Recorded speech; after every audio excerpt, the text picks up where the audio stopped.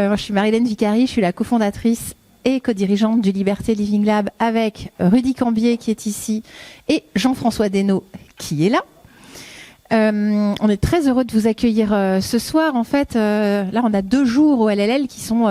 Alors, le Liberté, c'est quoi peut-être pour ceux qui connaissent pas quand même en 2 mots? D'abord, c'est un lieu, vous le voyez ici, puis aussi un écosystème technologique, économique à impact. Ça veut dire qu'on a en résidence des startups, des chercheurs, des équipes de services publics, des entreprises, des grandes entreprises, des moins grandes. Bref, on a tout un écosystème qui est dans des, on va dire, logiques de transition vers plus d'impact. Et ça, c'est très important pour nous puisque c'est vraiment la raison d'être du lieu, la raison d'être de l'écosystème. Et c'est comme ça qu'on a en fait créé toute l'histoire que vous avez ici au Liberté Living Lab avec un certain nombre, on va dire, d'initiatives d'intérêt général, dont des programmes, dont le beau programme dans lequel s'inscrit en fait cette soirée qui s'appelle Shift Lab, qui vise à faire converger performance économique et impact social et environnemental. Et donc on a des séries comme ça de rencontres, d'inspiration sur 2 jours, en plaçant en fait le design au cœur des démarches pour pouvoir intégrer, parce que nous derrière le mot design on y met les écosystèmes et se dire qu'on co-crée de la valeur avec tout son écosystème. Donc c'est vraiment de ça dont on parle. Ça, c'est le Liberté Living Lab. Et il se trouve que parmi les initiatives qu'on déploie autour de l'intérêt général, il y en a une autre qui est très belle, qui est Techné. Et Techné, en fait, c'est notre accélérateur de start-up technologique à impact. Je vais laisser la parole à Rudy, qui est le président de l'association, et qui va pouvoir en dire 2 mots avant de partager plus précisément un certain nombre de points sur la soirée. Merci Marilène, bonsoir à toutes et à tous. Donc très heureux de vous accueillir nombreux et nombreuses pour cette soirée à Techné Talks. Oui, quelques mots donc sur Techné, l'accélérateur de Startup Tech d'intérêt général. C'est un projet qu'on a construit de longue date, il y a un peu plus de 4 ans, mais qui a vu le jour il y a 3 ans avec un modèle un peu spécifique puisqu'il n'est pas porté par un accélérateur classique, mais plutôt par une association, on va dire non-profit, mais qui fédère en fait un certain nombre soit de mécènes ou d'acteurs qui nous soutiennent pour pouvoir proposer en fait des promotion d'accompagnement pour des entrepreneurs et des entrepreneureux qui s'attaquent à des problématiques de bien commun ou d'intérêt général et qui, comme le disait Marilène, mettent l'innovation technologique, le design et l'innovation aussi de modèles économiques et financiers au service justement des problématiques de bien commun. Donc c'est la raison pour laquelle quand on a créé ce programme d'accompagnement, justement on a décidé de s'attaquer à un certain nombre de sujets comme la santé, comme l'éducation, comme les enjeux aussi climatiques, environnementaux. Je laisserai bien entendu Thomas détailler un peu plus ce que ces programmes d'accompagnement contiennent. Mais pour nous, voilà, c'était extrêmement important de pouvoir, dans le sillon du positionnement et des activités du Liberté Living Lab, proposer aussi une structure qui puisse accompagner des profils entrepreneurs à très très fort potentiel sur des sujets de bien commun et d'intérêt général. Voilà. Donc ce soir, on a la chance, dans le cadre des Techné Talks, d'accueillir un certain nombre d'entrepreneurs des différentes promotions. Je vais vous dire qu'on en est aujourd'hui à la 6e et vous aurez l'occasion d'en rencontrer un certain nombre. Donc merci à toutes et à tous, et puis merci aussi aux entrepreneurs et à nos grands témoins de ce soir, puisque on a la chance de compter, je laisserai Thomas les présenter, mais deux personnes avec lesquelles on va pouvoir aussi discuter de ces sujets. Voilà, donc très bonne soirée et à très vite. Merci beaucoup Marilène, merci beaucoup Rudy. Je vous propose qu'on commence la soirée tout de suite par la première session, juste avant les pitchs. Je vais vous proposer qu'on accueille Nicolas Sellier et Eric Botorel sur scène, avec qui on va pouvoir partager leur vision des enjeux de société qui vont notamment être soulevés ce soir sur des problématiques de données et sur des problématiques d'investissement. Puisque chez Techné, vous le verrez, nous on a à cœur d'accélérer des entrepreneurs à impact dans une dimension business pour justement permettre à ces entrepreneurs de passer à l'échelle, de se déployer et de démultiplier leur impact. Alors, merci beaucoup d'être avec nous ce soir. Juste avant que les entrepreneurs nous pitchent leur start-up, on leur a accordé 5 minutes top chrono à chaque start-up pour que vous puissiez en voir 6. J'avais envie de vous interroger parce que vous avez tous les deux des positions assez différentes et très intéressantes qui intéressent nos entrepreneurs, à la fois sur des problématiques d'intérêt général, sur des problématiques d'impact, avec des positions qui sont différentes pour vous deux, mais qui sont cruciales pour les entrepreneurs qu'on va voir ce soir, car beaucoup s'intéressent dans la technologie qu'ils portent à la data, à la donnée. Ils les utilisent notamment pour développer leur protocole d'intelligence artificielle au cœur de leur modèle économique. Pas toutes les startups, mais beaucoup quand même. Et elles ont aussi des problématiques de financement et donc s'adressent à des investisseurs assez régulièrement, on va dire, dans leur vie d'entrepreneuriat. C'est souvent des moments assez stressants pour les entrepreneurs, des moments longs aussi de pitch auprès d'investisseurs pour pouvoir les convaincre et se déployer derrière. Alors, je voulais commencer avec vous, Éric Bothorel. Donc, je vous laisserai vous présenter. Vous avez notamment remis il y a 1 an le rapport Bothorel, qui porte votre nom, pour une politique publique de la donnée. Et je voulais commencer quand même cette discussion pour rappeler déjà que ce rapport, vous allez me dire si je me trompe, mais il a été effectué après près de 250 auditions en France. Il fait près de 250 pages. C'est bien parce que c'est les mêmes chiffres, donc comme ça je ne me trompe pas. J'avais notamment retenu une phrase, alors j'avoue, j'ai pas eu le temps de parcourir le 250, mais j'en ai parcouru un bout. Il y a notamment, vous dites que certes, les données et les codes sources sont importants, mais l'enjeu, il n'est pas uniquement tech. Ici, on est dans un accélérateur tech à impact d'intérêt général, donc on s'intéresse à la tech, mais quand on s'intéresse à la donnée, il n'y a pas que la tech qui est importante, et vous dites notamment dans le rapport que ça touche avant tout des questions politiques, démocratiques, scientifiques, économiques. Et pour prendre juste l'exemple scientifique et politique, sur l'aspect scientifique, vous dites que c'est important parce que c'est notamment la condition sine qua non pour développer des protocoles d'intelligence artificielle qui vont servir nos entrepreneurs dans leur modèle économique. Et sur le point de vue politique, parce que même si la crise du coronavirus a vraiment remis en avant la question de la donnée et l'importance de la donnée dans le traitement des crises sanitaires, il n'en reste pas moins que vous avez mené une étude sur la perception de la donnée dans le cadre du rapport et qui montre que quand même les Français restent assez réticents à l'utilisation de leurs données par l'État et puis aussi, j'imagine, par le secteur privé. Donc voilà, je voulais débuter par cette introduction pour que vous puissiez aussi peut-être c'est compliqué de résumer 250 pages en 10 minutes, mais voilà, nous parler un petit peu de votre démarche autour de cette volonté d'une vraie politique publique pour la donnée. D'abord, merci d'avoir planté le décor comme ça. Comment répondre à votre question ? La façon suivante peut-être, c'est que si on revient aux origines ou presque de mouvements favorables à l'ouverture de la donnée, force est de reconnaître que la France n'a pas été la pionnière ou la première. La Grande-Bretagne a été souvent en tête sur ce sujet-là. Et en fait, elle a traité le sujet en se disant l'ouverture de la donnée, c'est la prospérité. Enfin, c'est l'économie, c'est de la richesse, c'est la création de la participation au PIB. C'est très difficile d'ailleurs, a posteriori, même s'il y a des études qui tentent d'approcher, de valoriser ce que apporte l'ouverture de la donnée aux différents aspects que vous avez mentionnés, c'est-à-dire l'économie, la confiance, la transparence, dans l'action publique et dans d'autres choses. Mais c'est difficile finalement de le valoriser. Alors on m'a pas demandé de le faire. Moi, ce que m'a demandé le Premier ministre le 23 juin, alors que je m'apprêtais à plutôt travailler sur des sujets d'interopérabilité ou de portabilité. Mais Anne-Laine est passée par là, pour ceux qui Anne-Laine Troyette, qui est coupable et responsable par ailleurs d'un excellent rapport sur le sujet, m'a dit écoute, peut-être il serait temps de revisiter le sujet de l'ouverture des données. Et c'est de là que finalement la lettre de mission, partie des sujets plutôt infrastructure, se sont orientés sur le sujet plutôt data et on m'a demandé d'explorer le champ finalement de l'ouverture de la donnée d'intérêt général qui s'était invité dans les débats, peut-être je reviendrai dessus en quelques mots aussi, et puis l'ouverture des codes sources. Alors le but du jeu, c'était pas de faire sonner la fin du match entre les amiches de l'ouverture ou les ayatollahs de la fermeture ou inversement. C'était aussi d'explorer les voies du partage, de l'accès à la donnée. Bref, finalement de caractériser quels étaient les freins à la meilleure circulation de la donnée en B2B, en B2G, bref sur les différents aspects pour aller un peu plus loin que simplement la promesse originelle qui était de dire écoutez vous puissance publique, en plus ça avait été consacré par le droit de l'excellente Axelle Lemaire, vous avez caractère obligatoire à ouvrir un certain nombre de jeux de données et donc on va regarder ce que vous avez fait et puis voilà, ça n'aurait pas nécessité que je sois staffé comme j'ai été, ça a été un vrai plaisir. Moi j'ai fait quasi un baby blues après la remise du rapport parce que j'avais la chance de travailler avec une dizaine d'inspecteurs des différents corps d'inspection, ce qui fait qu'on a aussi beaucoup travaillé en interministériel. Et puis j'avais Stéphanie Combe, Renaud Vedel.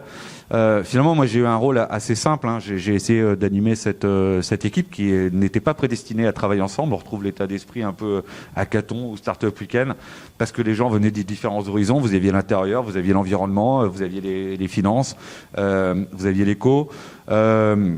Et il a fallu faire travailler tout ce petit monde ensemble. Et moi, j'avais fixé quelques lignes en disant, ça peut pas être un rapport de geek, pas parce que je le remettais au Premier ministre, il ne s'agit pas de ça, un peu quand même, parce que effectivement, si on est trop tech, en fait, on perd tout le monde, puis ça intéresse personne. Et j'avais dit, il faut qu'un enfant de 6 ans, il puisse le comprendre. Alors, l'excès de vulgarisation fait qu'à un moment donné, vous pouvez tomber dans un autre travers qui fait que vous perdez la substance et les nuances technologiques qui font d'ailleurs les orientations d'un certain nombre de pratiques ou d'outils. Donc il ne faut pas tomber dans l'excès de vulgarisation. Mais par contre, si on peut faire en sorte qu'au bout de la deuxième page, on n'ait pas découragé tout le monde parce qu'on s'est fait plaisir en ayant balancé quelques buzzwords autour des sujets très techno, eh bien c'est ça de gagner. Et finalement, la meilleure façon pour répondre à ça, ça a été de travailler sur les cas d'usage. Et de se dire, on va regarder au travers des cas d'usage, quels qu'ils soient, comment finalement tout ça fonctionne ou dysfonctionne. Moi, j'avais une question simple que je posais à chacune des personnes que j'auditionnais. C'est la première question, c'est qu'est-ce qui marche pas. La deuxième, c'est qu'est-ce qui marche pas. La troisième, c'est qu'est-ce qui marche pas. Et certaines fois, je les ai réauditionnés 3 fois. Ça, c'est une vieille habitude que j'ai acquis chez General Electric quand j'étais auditeur pour le compte de la qualité. C'est pas le dernier qui parle qui a raison. Quand on est dans une chaîne de commandement ou en tout cas dans un processus qui met en œuvre plusieurs acteurs. Et c'est à l'issue de ces travaux, les 250 auditions, la plateforme qui a été ouverte pour recueillir les consultations des uns et des autres, que finalement on a été dans le fishbone des machins qui ne marchaient pas, en essayant de s'intéresser à qu'est-ce qui ne marchait pas sur l'ouverture de la donnée, sur la circulation, sur le partage, et qu'on a finalement dressé un certain nombre de recommandations. Alors il n'y a pas un effet waouh, c'est pas le but. On s'est attaché à regarder ce qui ne marchait pas et on s'est dit voilà quelle est la meilleure des réponses à apporter à chacune d'entre elles. Ce qui fait grosso modo un peu plus d'une trentaine de propositions qui sont toutes de nature différente, réglementaire, législative, incarnation ou portage politique, organisationnel.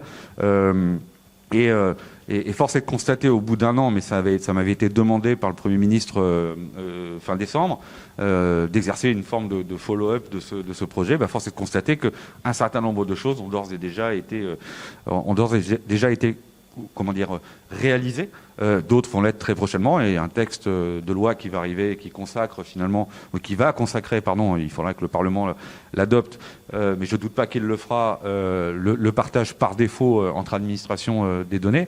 Voilà tout autant de choses qui vont permettre, écoutez, ce que certains d'entre vous ici, j'imagine, connaissent déjà parfaitement, c'est comment on réutilise de la donnée publique. Alors, on a été sur le chemin de la donnée d'intérêt général parce que finalement le Conseil national du numérique et d'autres, si on fait les notes de climat, je ne veux pas être trop loin, vous me dites à un moment donné s'il faut que je fasse stop. Non, mais j'avais d'autres questions à vous poser notamment, mais ça m'intéresse beaucoup ce que vous dites aussi. Bon. Alors, je dis la chose suivante, je ne dis pas que j'ai raison, mais en tout cas c'est le sentiment que j'ai après avoir regardé la manière dont les choses ont évolué ces dernières années. Donc on a un mouvement très promoteur de l'idée de l'ouverture de la donnée. Là, on est dans un climat un peu naïf d'ailleurs, je l'ai dit tout à l'heure, parce qu'on ne sait pas ce que ça va nous rapporter. Mais en gros, il faut le faire. C'est le signe des démocraties modernes, occidentales, qui se disent il y a peut-être de l'argent à prendre ou un écosystème à faire vivre. Et donc, faisons-le.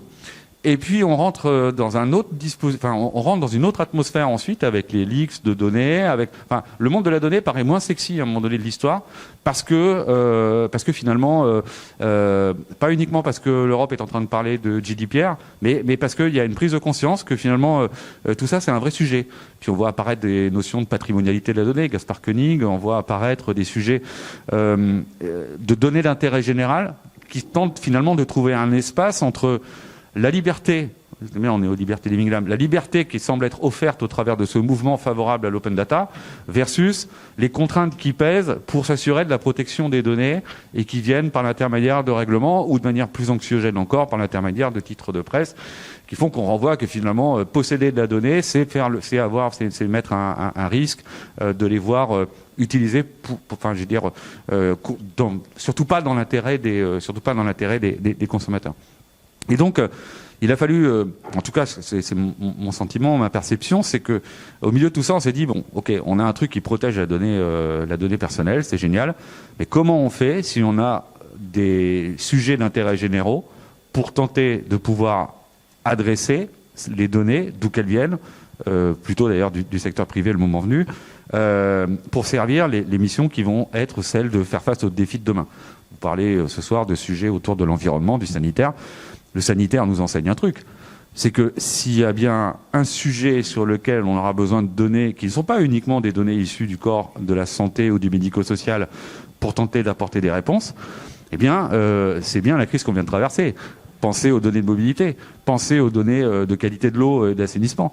Alors, on peut multiplier les exemples à l'infini. Moi, je suis convaincu d'une chose, c'est que demain, pour faire face aux défis que notre planète devra relever, il faudra croiser des jeux de données dont je ne peux prédire à l'avance quel est l'endroit de leur production. Alors qu'on va renouer avec cette forme de sérendipité qui est extrêmement forte dans les écosystèmes et dans le numérique, qui n'est pas une réponse satisfaisante pour le politique souvent. Parce que le politique, il a besoin de savoir d'avance. Et quand vous leur dites, écoutez, moi je ne sais pas vous dire quel est le cas d'usage qui va émerger de la libération de telle ou telle donnée, c'est pas très confortable pour celui qui prend des décisions en matière de régulation. Mais faut vivre avec, parce qu'en fait, la vérité, c'est celle-là. Alors, tout en ayant des éléments de protection, bien évidemment, il faut encourager la libération, la circulation de la donnée, l'accès, le partage, et trouver des modalités qui sont des équations de réponse à des éléments qui paraissent irréconciliables, parce que sur le papier, on veut protéger la donnée personnelle et à d'autres endroits, on veut pouvoir l'exploiter. Je rappelle quand même que le RGPD n'interdit pas d'utiliser la donnée personnelle, mais c'est de traiter, pour reprendre les termes précis de ce que dit la CNIL, mais pour autant, nul ici dans cette salle ne peut ignorer que lorsqu'il s'agit par exemple de traiter des données personnelles, on se dit tous que ça va être très compliqué. C'est pas forcément la CNIL qui rend les choses compliquées, c'est parfois votre propre management ou c'est celui qui l'a produit qui dit que pour des raisons d'interprétation du droit d'une façon beaucoup plus restrictive que ce qu'il n'est vraiment, alors cela devient compliqué. Et on a des schémas de chercheurs français qui, pour faire tourner leurs algorithmes, vont chercher des jeux de données américains parce qu'en France c'est compliqué. Donc voilà, il a fallu faire pousser tout ça. Je veux pas être trop long parce que je vois que je suis parti sur un truc encore où et comme je veux pas avoir l'occasion de ne pas être totalement en désaccord avec vous, j'aimerais bien qu'on puisse. Moi, j'avais juste peut-être une petite question qui appelle juste à rassurer nos entrepreneurs par rapport au rapport. Dans une des recommandations que vous avez formulées, et d'ailleurs ça peut s'entendre sur plein d'aspects, vous préconisez le fait que l'État puisse avoir un pouvoir de réquisition de la donnée sur le secteur privé quand cette donnée peut être au service de l'intérêt général. Et la question qui peut se poser pour des entrepreneurs qui mettent du temps, parfois de l'argent, pour essayer de récupérer cette donnée et la monétiser, quid si demain l'État vient la réquisitionner? Quid du modèle économique de la start-up? Donc voilà, surtout quand on s'intéresse à des start-up à impact qui, a priori, vont utiliser de la donnée pour faire des choses bénéfiques pour l'ensemble de la société. Voilà, c'est une question qui peut se poser. J'imagine que la réponse ne peut pas se résumer en une phrase, mais voilà, peut-être des éléments pour assurer, qui pourront sûrement aussi intéresser Nicolas dans ses logiques d'investissement quand il va regarder justement les modèles économiques des startups. Alors ça, c'est l'arme nucléaire, parce qu'en vrai, quand vous allez sur le paragraphe, mais vous avez bien dit tout à l'heure que vous n'aviez pas eu l'occasion de tout lire, et donc je ne vous en veux pas de ne pas avoir vu. Mais je ne suis pas surpris que ce soit cette proposition qui retienne votre attention, parce qu'elle avait retenu l'attention d'un certain nombre d'acteurs économiques, le MEDEF et d'autres encore. Bon, c'est peut-être mon côté un peu... je suis de la majorité La République En Marche, mais j'ai peut-être des racines encore un peu trotskistes ou une gauche décomplexée, je ne sais pas. Mais en tout cas, ce que je sais, c'est que dans le droit, il existe un truc qui dit que dans certaines circonstances, dans certains contextes, la puissance publique est légitime à réquisitionner les biens et les services. Ça a été écrit à un moment où les données n'étaient pas un enjeu. Moi, j'ai fait la proposition que, non pas que ce soit un fait nouveau, mais qu'on clarifie le droit pour tenir compte des réalités du moment, qui font qu'aujourd'hui, en termes d'intérêt, il est peut-être pas exclu dans les mêmes conditions ici, il y a beaucoup de gens très jeunes, mais même avec des gens comme moi, j'ai jamais connu de période de ma vie où on faisait de la réquisition des biens et des services. Alors, c'est pas tout à fait vrai, parce qu'on a réquisitionné des biens, s'agissant des masques et des équipements sanitaires, par exemple. Enfin, c'était extrêmement contraint. Ces dispositifs avaient été pensés à des moments de notre histoire où on est vraiment en crise et vraiment en guerre. Même si je pense qu'on l'est un petit peu, mais je veux dire, il faut rester raisonnable. par rapport à ce qu'on a pu connaître et par rapport à ce qu'on pourra connaître. Donc, ce que je veux dire par là, c'est que notre droit, il ne préempte pas, il ne déshabille pas les acteurs du privé. En France, aujourd'hui, créer de la richesse, c'est pas mal. Et moi, j'ai même plutôt, je pense que j'appartiens à une majorité qui a plutôt tendance à l'encourager. Mais je me dis juste, il est possible que demain, nous soyons dans une situation qui fasse que moi, j'ai pas envie de dealer avec Google pendant 3 mois si je veux avoir accès à ces données de mobilité, par exemple, si je considère que c'est d'un intérêt général supérieur que de les posséder, non pas pour le déshabiller et pour aller sur le front concurrentiel de son business model. Moi, il ne s'agit pas d'avoir les données de mobilité pour offrir un outil de guidage. Non, il s'agit de les avoir pour comprendre ce qui est en train de se passer dans mon pays, pour tenter d'apporter des réponses qui soient les réponses les plus appropriées par rapport à un phénomène qui est un phénomène qui, de toute façon, fait que si on n'y met pas fin, c'est toute l'économie qui s'effondre. Donc le sujet, c'est celui-là. Donc ce que l'on fait en termes de recommandations, il n'est pas plus ambitieux que ça, mais il n'est pas moins ambitieux que ça. Il dit, on a dans notre droit déjà des choses que personne ne conteste ici, qui est la possibilité pour la puissance publique de réquisitionner des biens et des services. Je dis juste une chose, on ne peut pas ignorer aujourd'hui que pour faire face à un certain nombre de défis, eh bien, il soit possible qu'il faille rajouter une ligne en disant je veux aussi récupérer les données. Et voilà, le sujet, encore une fois, soyons très clairs, il ne s'agit pas à aucun moment d'aller les utiliser pour créer des use cases, des services, des API, 1000 choses qui seraient concurrentielles avec ce pourquoi les producteurs de données les utilisent. Je vais donner juste un autre exemple qui sera peut-être beaucoup plus parlant encore. Prenez les données de constructeurs automobiles. Bon, on peut imaginer 1000 cas d'usage pour lesquels aujourd'hui les constructeurs automobiles sont d'abord des fabricants de smartphones sur 4 roues. C'est que il y a un marché derrière. Il y a un marché derrière sur la maintenance préventive, il y a un marché derrière sur plein de trucs. Eh bien, essayez d'imaginer ce que pourrait être la prévision météorologique si elle pouvait accéder à certains moments à des données, par exemple, d'essuie-glace. Je suis persuadé, parce que c'est eux qui nous le disent, qu'ils seraient en capacité de pouvoir prévoir des épisodes de pluviométrie intense, avec un degré de précision bien supérieur à ce qu'on est capable de faire aujourd'hui. Et franchement, ça ne met pas en danger le business model des automobilistes. Ça permet peut-être d'avoir des éléments de déclenchement de secours, préventifs, plus efficaces encore, et de protéger des vies humaines. Dans ce cas-là, moi, je ne trouve pas ça incongru.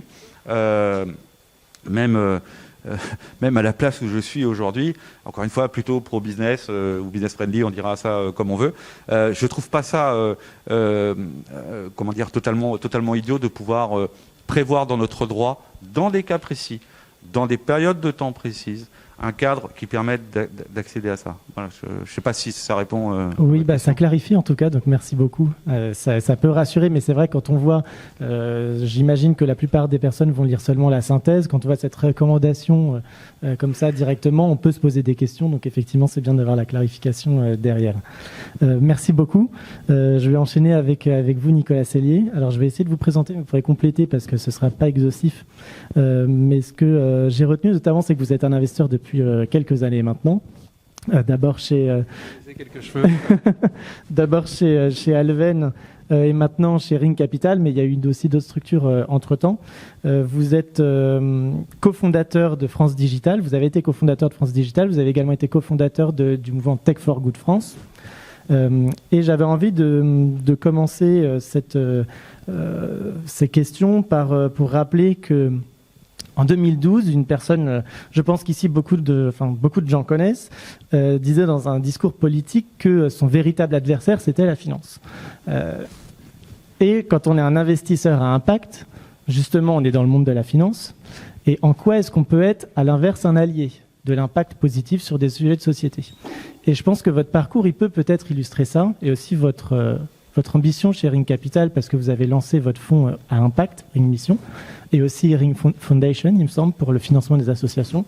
Donc voilà, j'avais envie un peu de vous entendre sur qu'est-ce qui fait que vous avez une posture d'investissement en particulier, votre vision de l'impact dans votre stratégie d'investissement, les entrepreneurs, quelle est votre clé de lecture, notamment sur la façon dont vous allez pouvoir regarder leur dossier sur l'impact. Et aussi une question qui peut revenir, je la pose directement comme ça elle sera posée, mais est-ce que faire de l'investissement à impact, c'est parce que dans l'image, c'est moins rentable pour un investisseur que de faire de l'investissement classique. Donc voilà un peu les questions que j'avais En 30 secondes. Déjà, le monsieur dont vous parlez, la finance a eu raison de lui puisqu'il n'est plus là aujourd'hui. Non, je plaisante. Mais ceci dit, ouais, c'est dommage. Oui, je voulais rebondir aussi. D'ailleurs, je suis ravi d'être invité avec Éric Botorel. Je ne connaissais pas. Sur la réquisition des données, je suis tout à fait d'accord avec lui. Il y a des données d'intérêt général. Elles appartiennent pas. Elles sont peut-être véhiculées par des acteurs privés. Je pense aussi que l'État pourrait déjà commencer par réquisitionner les données dans la puissance publique, chez les collectivités, les universités, les hôpitaux, la prévention routière, parce qu'il y a énormément il y a énormément de valeurs à en tirer. Ce sujet dont vous parlez, c'est vrai qu'avec Axel Lemaire, il a été un peu en vogue. Aujourd'hui, on est dans le débat souveraineté versus protection.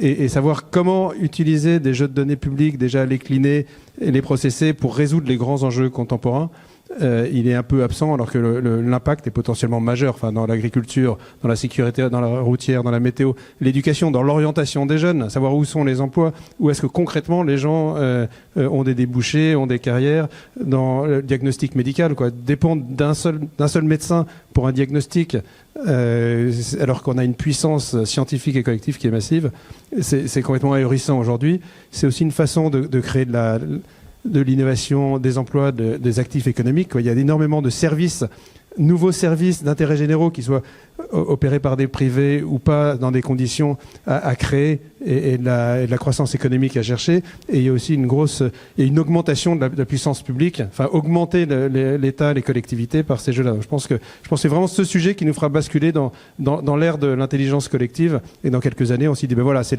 parce qu'ils ont réussi à gérer les données et à les utiliser que l'intelligence est passée de la personne à la collectivité. Bien sûr, il faut que ça soit. Donc je pense que c'est un sujet vraiment majeur et je suis ravi que j'ai un peu lu votre rapport ou son résumé. Je pense qu'on a besoin de le faire savoir et de le faire connaître. Bon, sur moi-même, après tes questions, c'était mon parcours, Ring. Bon, et concrètement, nous. Enfin, il y a aussi un paradigme en ce moment. On a une digitalisation qui explose. On l'a vu encore avec le Covid. Et face à ce mouvement qui va à toute allure, on a, c'est un peu des lieux communs, mais deux enjeux qui sont majeurs, qu'on peut pas éviter, qui sont les enjeux, les problèmes sociaux et les problèmes environnementaux.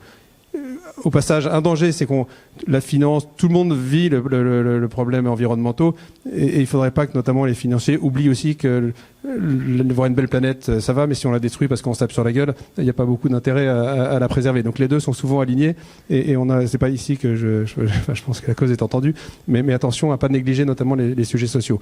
Donc face à ça a donné lieu à une nouvelle génération d'entrepreneurs dont vous faites partie, qui disent, attends, moi je suis un entrepreneur de la tech, du digital, mais comment utiliser cette digitalisation, l'accélération de la R&D, pas pour collectionner des licornes qui courent un peu parfois comme des canards sans tête, mais pour adresser les vrais problèmes les vrais problèmes qui font que nos enfants, nos petits-enfants seront encore là en bonne santé et en paix dans quelques années.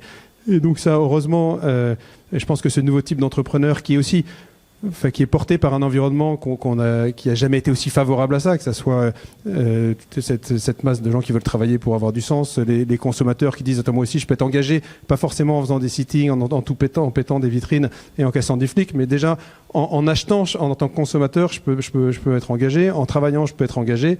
L'explosion de la collecte solidaire aussi, mon fric, est-ce qu'il dort sur des comptes en euros ou non? Je pense à des fèves, à des coteries, mon argent, il peut se servir à financer des fonds qui vont racheter des terrains à des agriculteurs et les aider, à des jeunes agriculteurs, les aider, les former, les aider à s'installer pour avoir une souveraineté des terres, un enjeu sanitaire important de bien produire, social pour être payé et environnemental pour être. Donc c'est vrai qu'il y a une opportunité aujourd'hui, et il y a des entrepreneurs, dont il y en a dans la salle, il y en a qui ont partie, qui se sont dit, mais en fait, oui, par la tech, je peux innover pour trouver des solutions aux problèmes, des nouvelles solutions à des problèmes qu'on n'avait pas, mais de façon encore peut-être plus discrète, mais à mon avis plus majeure.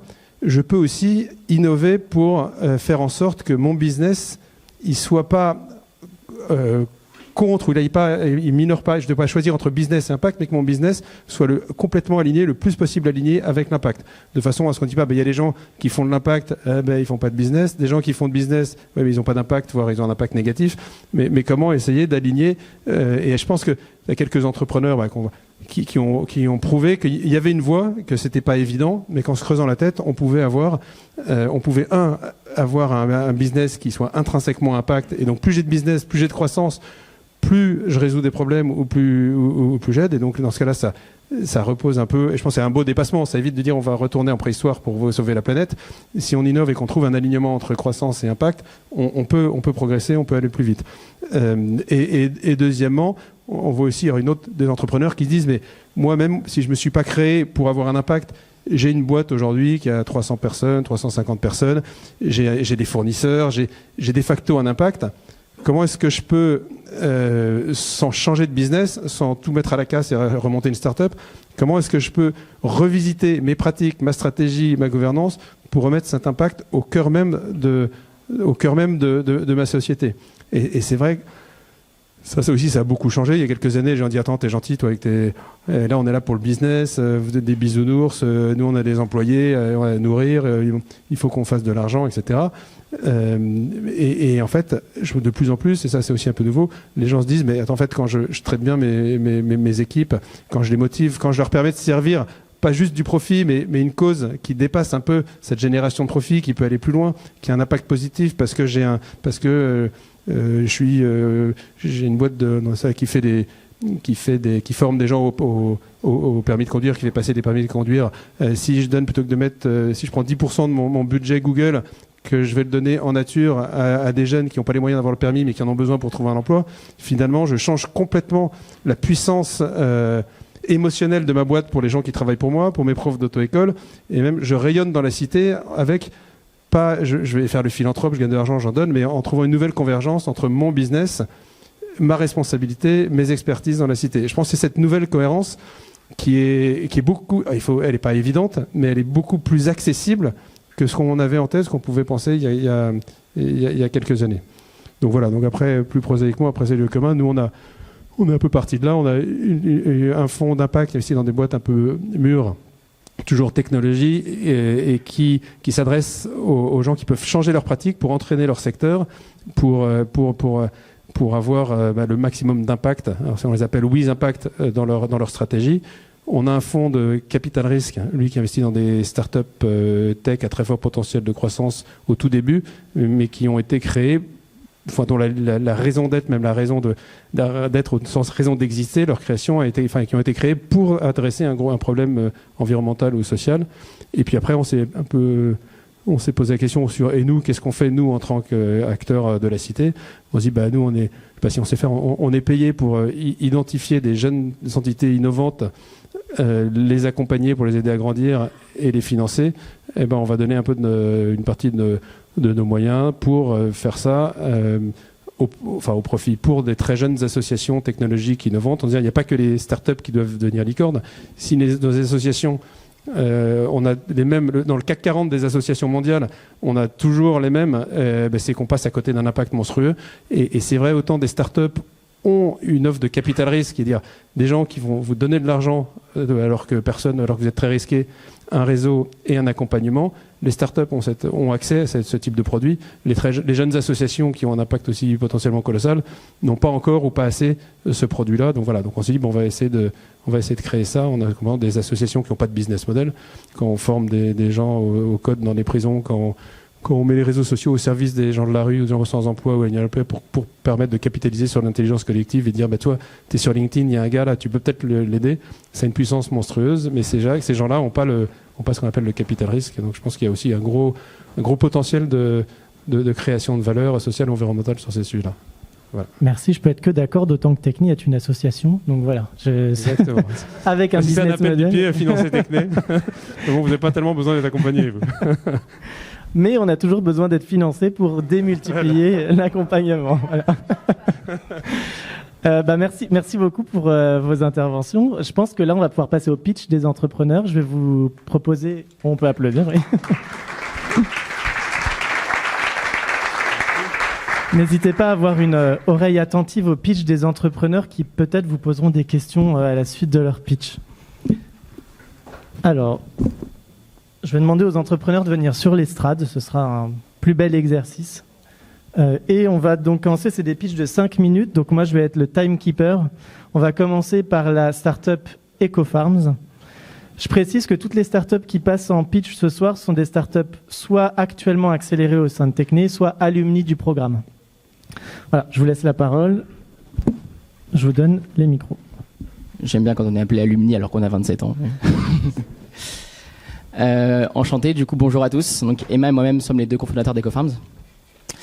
Nous, on voudrait vous parler d'un problème auquel l'écosystème agroalimentaire fait face.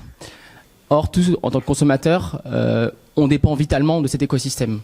L'écosystème agroalimentaire il fait face à 3 pressions croissantes. Une première pression d'ordre environnemental, avec le réchauffement climatique, l'effondrement de la biodiversité, l'épuisement des ressources, et j'en passe.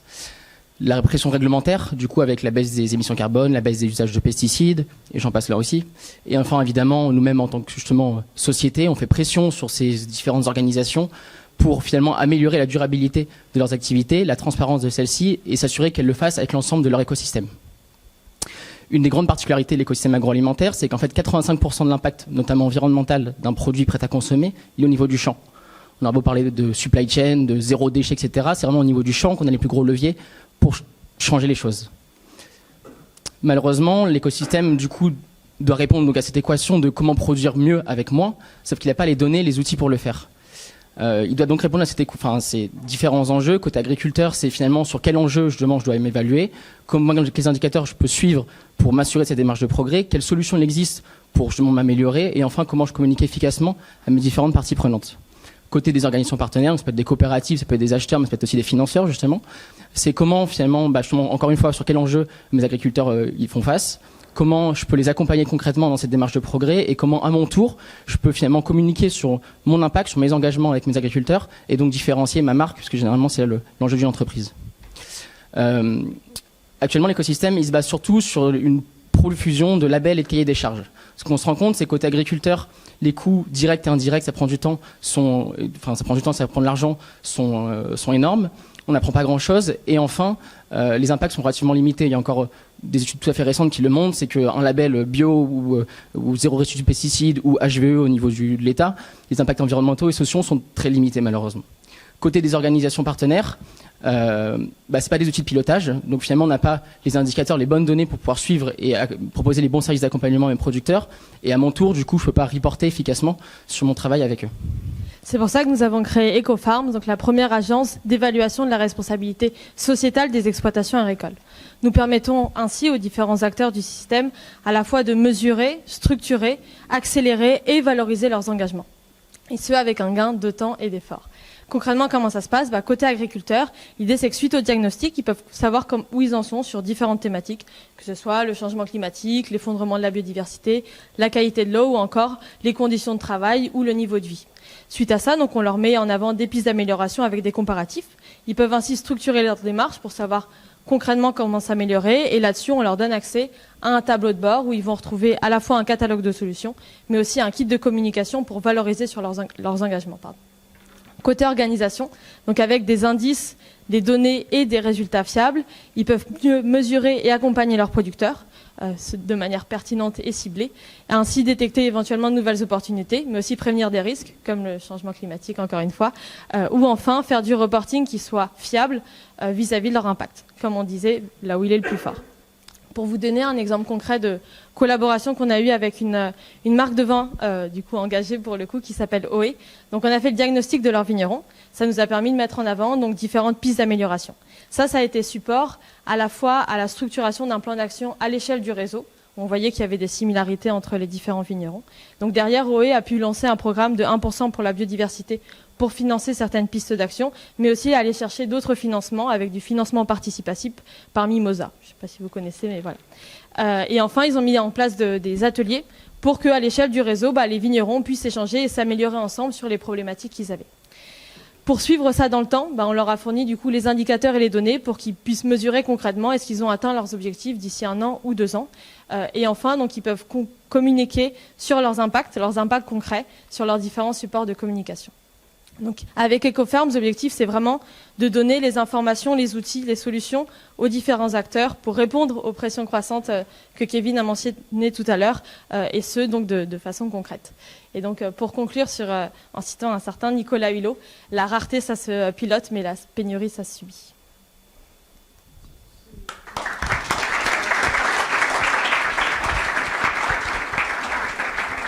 J'en profite en même temps parce que Thomas nous avait briefé que vous seriez là du coup aujourd'hui. Vous avez dit réfléchissez, qu'est-ce que vous pourriez leur poser comme question. Du coup moi j'ai une question à l'agent public, on va dire, je sais pas comment dire, représentant en tout cas de l'État, on va dire ça comme ça. Nous justement en tant que start-up à impact de l'économie sociale et solidaire, on essaie vraiment d'apporter en gros le meilleur de la technologie, des sciences et de l'humain à des organisations qui sont là aussi vitales pour notre avenir, qui sont les entreprises agricoles, qui sont les exploitations agricoles.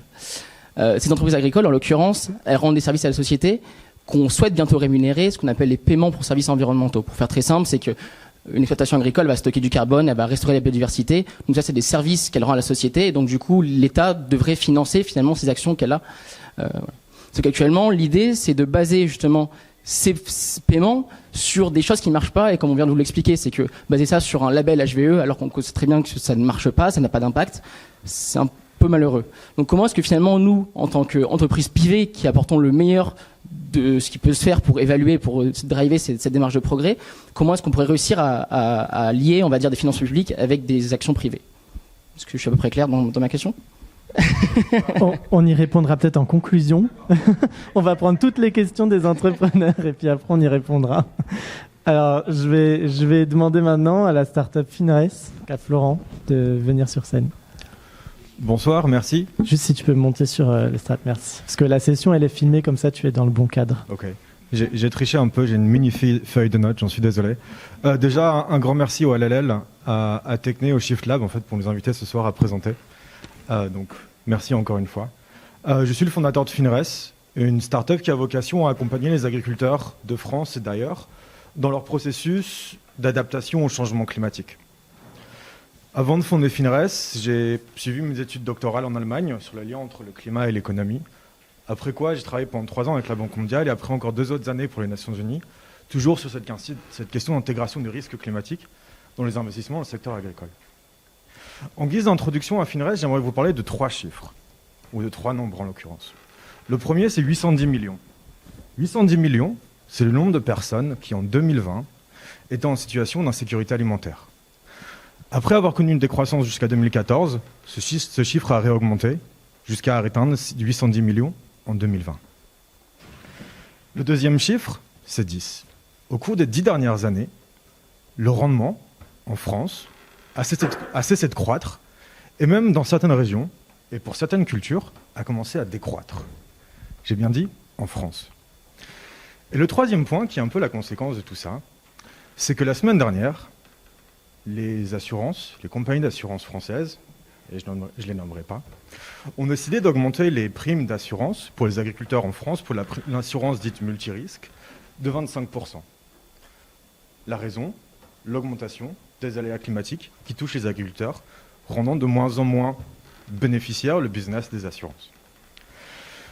La solution à ces problèmes, finalement, elle est assez simple, je pense qu'on la connaît tous, c'est l'adaptation, ce qu'on appelle l'adaptation au changement climatique. Mais aussi facile que ce soit de l'énoncer, c'est quelque chose qui est extrêmement difficile à planifier. Et je vais vous donner des exemples. Est-ce que je vais choisir un brise-vent pour réduire l'évaporation? Est-ce que je vais choisir un système d'irrigation pour augmenter l'humidité des sols? Est-ce que je vais changer ce qu'on appelle un matériel variétal, pour ne pas dire une variété, pour mon champ, pour résister un peu plus à la sécheresse? Mais finalement, quelle va être l'utilité de mon brise-vent si le problème auquel je fais face, c'est la chaleur? Quelle va être l'utilité de mon système d'irrigation si le problème auquel je fais face, c'est la surabondance de précipitations? Ou quelle va être l'utilité de mon nouveau matériel variétal si le problème auquel je fais face, ou la nouvelle variété que je vais utiliser, est à sa limite de température et de chaleur en termes de suitabilité? Et en fait, l'adaptation au changement climatique requiert de nombreux jeux de données, on en parlait tout à l'heure, d'informations sur le passé, le futur, le système agronomique, sur l'évolution climatique, l'effet d'une ou plusieurs technologies, les prix actuels et futurs sur le marché, etc., etc., etc. Ça donnerait presque une impression d'overdose d'informations. Toutes ces données, en plus, font face à des incertitudes qui sont extrêmement importantes. Malheureusement, je serais incapable de vous dire le climat de 2031. Et si quelqu'un vous le dit, je pense qu'il se moque de vous. Ainsi, pour accompagner les agriculteurs, FINERES ne cherche pas à définir quel sera l'effet du changement climatique sur le rendement en 2027, en 2030 ou 2032, mais cherche plus à savoir quelle décision, quel investissement va vous permettre, avec la plus forte probabilité, d'avoir un retour positif sur investissement dans des milliers, voire des millions de scénarios représentatifs du futur. C'est ce service que nous mettons à disposition des agriculteurs, pas encore en France, beaucoup à l'étranger, par la mobilisation de la science la plus récente, du machine learning, le tout un petit peu activé dans ce qu'on appelle le cloud en bon français. Et l'utilité, c'est de créer et d'analyser des scénarios le plus de futurs possible. Enfin, j'aimerais conclure par un autre nombre qui vient de l'OCDE. Au cours des 5 minutes, au cours desquelles vous m'avez écouté, 9,5 millions de dollars ont été investis dans le secteur agricole. Chaque année, on dépense 1000 milliards de dollars de subventions publiques et d'investissements privés dans le secteur agricole. La question n'est pas de savoir s'il y a assez d'argent, la question est de savoir c'est comment est-ce qu'on l'alloue cet argent. Comment est-ce qu'on priorise les investissements en direction de quelle technologie et de quelles pratiques pour favoriser la résilience du secteur agricole. Donc vous l'aurez très salement compris, c'est pour accompagner les agriculteurs dans cette transition résiliente, dans cette priorisation des investissements que FINERES a été créé. Et je vais me permettre une mini-transition politique en guise de conclusion. On a parlé de la campagne de 2012, je vais vous parler de la campagne de 2021. À l'heure où nos pays se posent beaucoup de questions ou se perdent un peu dans un débat sur son identité, qu'y a-t-il finalement de plus représentatif et de plus heureux dans notre identité française qu'une start-up qui, grâce à des agriculteurs comblés et résilients, permettent de remplir notre assiette. Merci.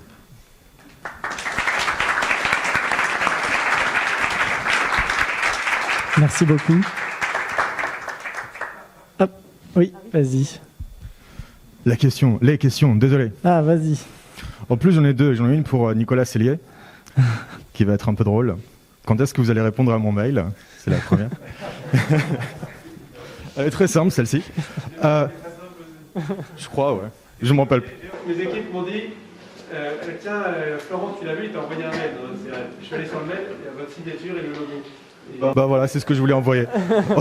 On pourra en discuter. Et ensuite, pour monsieur le député, je pense que beaucoup de gens viennent vous voir en vous demandant de l'aide. Et j'aimerais de retourner un peu la charge de la preuve en me disant qu'est-ce qu'on peut faire pour vous aider. J'ai vu la loi climat et résilience qui a été votée très récemment. Si je ne me trompe pas, 69 articles. Un seul article sur l'adaptation au changement climatique. Je ne pense pas qu'il y ait un problème au sein du gouvernement, qu'il y ait une opposition aux questions d'adaptation, ni au sein du Parlement. Je pense juste qu'il y a peut-être un déficit d'information, un déficit de compétences, ou même de questions qui se posent par rapport à cette question-là. Et on est très heureux de vous accompagner, que ce soit au niveau local dans les Côtes-d'Armor, parce que c'est un département extrêmement rural et agricole, qu'au niveau national dans votre travail de député. Voilà, merci. Merci. Nathalie, je te laisse la parole pour 5 minutes. Donc, bonsoir à tout le monde. Donc en fait, j'ai cofondé Nutropie, et donc chez Nutropie, on développe des alternatives au fromage, dans le but de proposer des produits qui soient aussi bons que le fromage classique, mais aussi plus durables, meilleurs pour la santé et en termes de bien-être animal. Et donc pour ça, on combine des connaissances de biotechnologie à un savoir-faire ancestral de la production de fromage. Donc notre équipe se compose donc de Maya et de moi-même. Donc moi je suis Nathalie. Je suis spécialisée en fait dans le domaine des protéines alternatives depuis quelques années, et je suis également d'une famille d'éleveurs. Et donc je travaille avec Maya, qui elle a un doctorat en biochimie, en biologie moléculaire. Et toutes les deux, on a cofondé Nutropie pour réellement avoir un impact sur la protection de la planète et des animaux. Alors le fromage, alors on adore ça, mais sa production pose de nombreux problèmes, notamment parce que l'élevage et notamment l'élevage bovin qui est le pire de tous. Par exemple sur le plan environnemental, ça va énormément polluer, donc avec beaucoup de gaz à effet de serre, du méthane, le fumier à gérer également. Ça demande aussi énormément de ressources naturelles, que ce soit par exemple l'eau ou les terres agricoles, parce qu'on sait que malheureusement aujourd'hui, si on rase la forêt amazonienne, c'est pour planter le soja, pour nourrir le bétail. Donc il y a ces problèmes-là. Il peut aussi y avoir des problèmes de bien-être animal. On sait aussi que dans l'industrie, si on veut faire du fromage, quand on n'a plus besoin d'eux, on envoie les vaches et les veaux à l'abattoir. Donc tous ces problèmes, notamment le fait que l'élevage demande énormément de ressources naturelles, ça amène à des problèmes en fait d'approvisionnement en protéines. Et alors que dans le même temps, on a une explosion de la demande en produits animaux. Donc il faut trouver des solutions. Et donc notre solution à nous, c'est donc de développer des alternatives au fromage en produisant des protéines de lait qui sont identiques aux protéines de lait des vaches pour pouvoir vraiment retrouver tout le plaisir du fromage.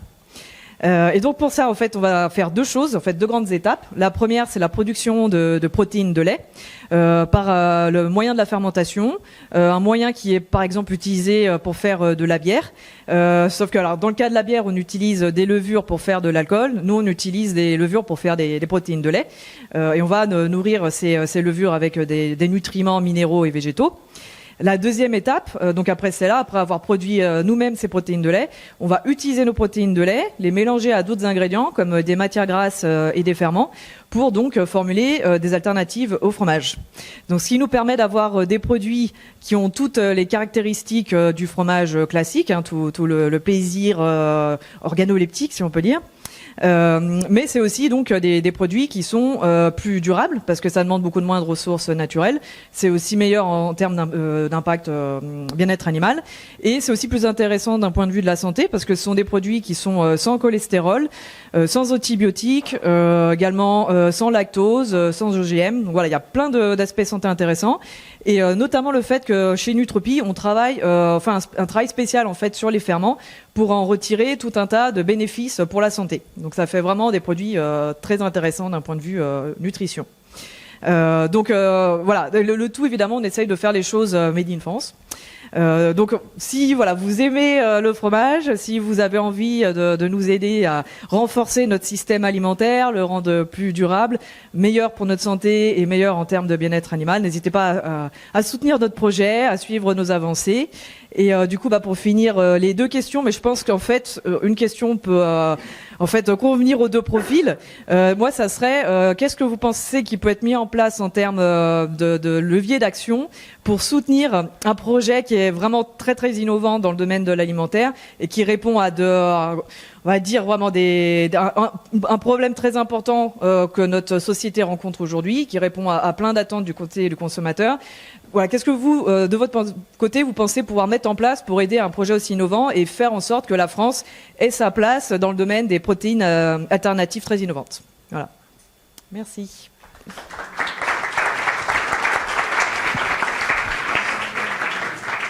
Alors, ce que je vous propose, comme là, on a vu les 3 premières startups agritech qui sont passées. Récupérez le micro, merci. C'est peut-être de vous laisser un droit de réponse pour faire un petit intermédiaire plutôt que de laisser les 6 startups d'un coup. Ce sera peut-être plus facile. Il y a un deuxième micro. Ici. On va essayer de faire court. D'abord, bravo pour les 3 pitchs.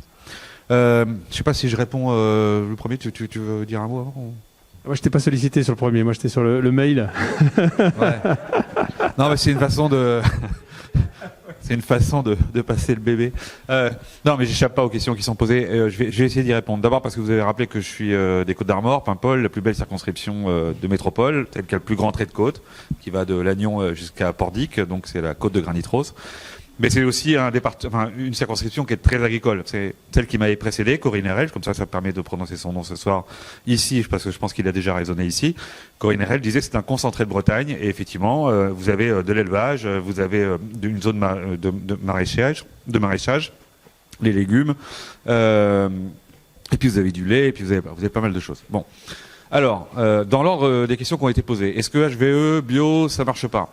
Et je vais peut-être les regrouper, les questions.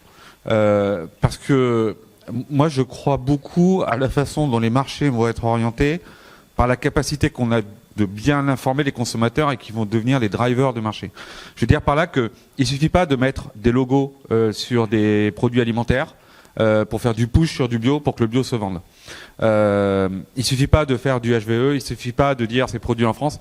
S'il n'y a pas d'adéquation, d'acceptabilité et d'adhésion du consommateur français à vouloir soutenir ou à se reconnaître dans le fait que tel ou tel producteur finalement délivre des produits qui sont de qualité satisfaisante par rapport à ses préoccupations, qu'elles soient d'ordre environnemental, de bien-être animal, de proximité de production, parce qu'en fait les drivers ils sont assez nombreux sur le niveau de sensibilité que peuvent exprimer assez spontanément les consommateurs sur le choix qu'ils vont faire de produits alimentaires. Et donc le sujet, c'est bien évidemment d'avoir des cahiers des charges qui permettent à chacun de pouvoir être comparé à juste niveau. Il ne s'agit pas que ce soit la jungle totale. Et puis, il s'agit de marquer des ambitions en matière de respect environnemental, en matière d'impact, puisque c'est la soirée impact. Et donc, s'il y a des référentiels qui font consensus sur lesquels il y a des progrès possibles en utilisant moins de produits phytosanitaires, moins de produits pesticides, en étant moins consommateur d'énergie, que ce soit l'eau, l'électricité pour produire si on est sous serre. Bref, tout ça va dans le sens finalement d'une meilleure responsabilisation par rapport aux intrants ou par rapport aux éléments principaux qui vont permettre la culture de quelque chose ou l'élevage d'autre chose. Et le consommateur, s'il est informé de ça, ça va bien se passer pour lui, il saura reconnaître les produits. Moi, j'ai porté un amendement, alors juste pour, ça va peut-être répondre à d'autres questions, qu'est-ce que vous pouvez faire pour nous vous parliez du projet de loi climat, pardon de vous le dire, mais c'est pas le seul texte de loi qui a traité des sujets qui étaient relatifs au changement climatique. Prenez la loi AGEC sur l'économie circulaire, elle est d'un certain point de vue contributive aussi à la façon dont on va changer les pratiques, et ces pratiques ont un impact sur le climat. Et pour vous dire que les choses sont pas simples, je vais revenir en Bretagne. Dans la loi AGEC, on dit qu'on va mettre un calendrier de sortie des conditionnements plastiques d'un certain nombre de fruits et légumes. Eh bien, dans les décrets qui sont parus, sont exonérés les haricots verts. Mais connaissez-vous les cocos de Paimpol? Les cocos de Paimpol, c'est un haricot blanc qui ressemble au haricot vert. Mais, pour quelle raison, je ne le sais, le haricot blanc, le coco de Paimpol, eh bien, il n'est pas dans la liste des produits exonérés. Et donc, il y a un besoin rapide de conditionnement de ces produits en faisant l'impasse sur le plastique. Ben, je peux vous dire que ça fait 6 mois que les producteurs se prennent la tête pour essayer de trouver la cellulose. Ils ont essayé des substituts en tout genre. Et c'est parce qu'il manque en Bretagne. Hein. On fait même du plastique à partir d'algues. Et là, ça ne marche pas. Parce que la gousse de coco, elle est pointue, que les choses se présentent mal. Et si vous présentez mal un produit, moi je vous mets au défi de faire un étalage de produits qui ne soient pas présentables. Hein. Des tomates grappes qui ne sont pas forcément toutes de même calibre et pas très rouges. Sur le papier, vous allez voir des gens qui, à l'extérieur du magasin, vont vous expliquer « Ah bah ouais, mais moi je suis prêt à acheter des produits comme ça, parce qu'en fait, je suis très à l'aise avec l'idée que voilà, j'ai pas besoin d'avoir un truc qui soit calibré. » Mais quand vous regardez les actes d'achat, et c'est là où vous avez une petite dichotomie, si vous voulez, entre l'expression populaire qui vaut ce qu'elle vaut, hein, et qui existe vraiment, et puis derrière l'acte d'achat qui est en finale ce qui va conduire le marché. Donc juste pour dire que quand on a des décisions qui sont des décisions qui vont dans le bon sens, eh bien elles nécessitent parfois des délais d'adaptation. Et c'est pas qu'en face on a des gens qui soient d'un conservatisme total. C'est juste que on n'a pas les produits. Moi je vous invite à aller visiter un truc de conditionnement de légumes parce que c'est assez basique et vous allez voir à quel point il y a de l'ingénierie, il y a de la robotique et si on change de support, alors c'est plus ça ne marche plus. Je l'ai dit, je conclue là-dessus. Je ne sais pas si j'aurais répondu du coup à toutes les questions, mais moi je crois beaucoup à des trucs comme Yuka. Yuka, ils ont fait revisiter la partie des ingrédients de toutes les marques distributeurs d'Intermarché. Je crois que 70% des composants des produits de marques distributeurs qui ont dû être changés parce que le consommateur avait utilisé une application comme celle-ci. Et j'ai porté un amendement qui est devenu un article du droit qui dit une chose assez simple. C'est que si demain vous vendez des produits alimentaires sur Internet, et moi je crois que demain on vendra des produits alimentaires sur Internet, et je pense quand même que c'est souhaitable.